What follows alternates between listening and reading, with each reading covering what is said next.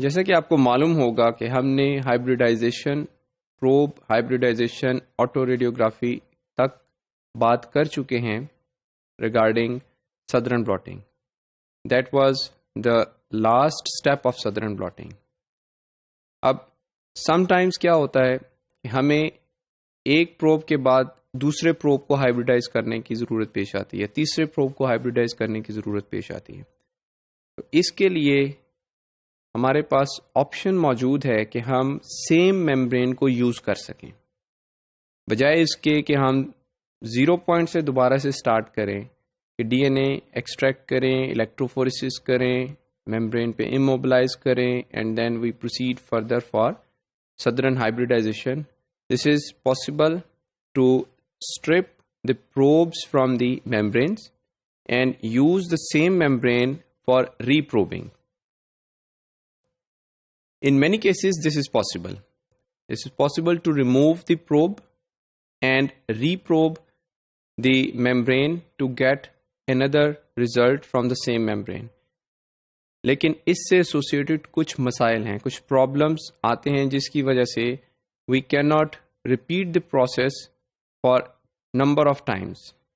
Keeping in view these problems, we have to decide how many times nylon membrane can be reprobed or how many times a nitrocellulose membrane can be reprobed. Irreversible binding is one of the problem. Sometimes the negligence causes the irreversible binding of the probe to the template DNA to the sample DNA.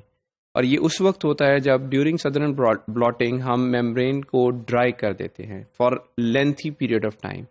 If the membrane becomes dried, the probe becomes irreversibly bound with the DNA sample and can not be separated, cannot be stripped. Then fragility of the membrane and leaching of the nucleic acid with every cycle of probing is going to be the next problem. In order, if you want to reprobe the same membrane with more than one probes, so ensure it that the membrane don't get dry during the process of southern blotting. In that case, you can use that membrane again and again for reprobing after stripping of the previously used probe. Nylon membranes can be used 5 to 10 times depending upon your handling and depending upon how many harsh washing steps are used to wash the probes. Nitrocellulose membranes, they are quite fragile. They cannot sustain or they cannot withstand this washing process more than 2 to 3 reprobing cycles. So they can only be used for 2 to 3 times for hybridization. And when we talk about reprobing, keep in mind we have to go through number of washing steps. When we go through with the number of washing steps, partially leaching of the nucleic acid keeps on going. Ultimately, the results don't reflect the exact amount of DNA immobilized on the membrane.